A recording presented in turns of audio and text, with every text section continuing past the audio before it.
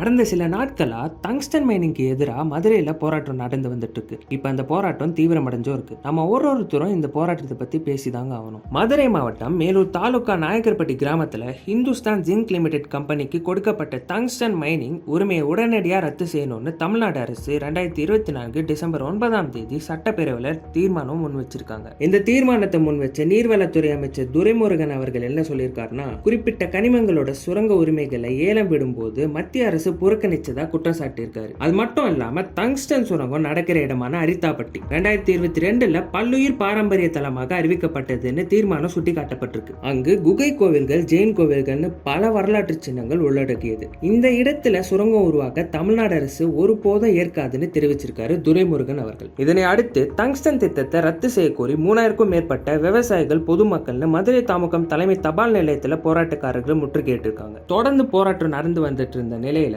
இந்த போராட்டத்தில் ஈடுபட்ட மதுரை மேலூர்ல இருக்க 40 கிராமங்களை சேர்ந்த 5000 விவசாயிகள் மற்றும் பெண்கள் மீது செக்ஷன் 145 அனுமதியின்றி கூடுதல், செக்ஷன் 133 ஆஃப் சிஆர்பிசி பொதுமக்களுக்கு இடையூறு ஏற்படுத்துதல் போன்ற செக்ஷன்ஸ்ல கேஸ் ஃபைல் பண்ணிருக்காங்க. இந்த ப்ரொடெஸ்ட பத்தி நீங்க என்ன நினைக்கிறீங்க? வரலாற்று அழகில் நினைவிடமான அரித்தாப்பட்டியில சுரங்கம் அமைக்கிறது அவசியம் தானா? உங்களோட ஒப்பீனியன் என்னன்னு மறக்காம கமெண்ட் செக்ஷன்ல சொல்லுங்க.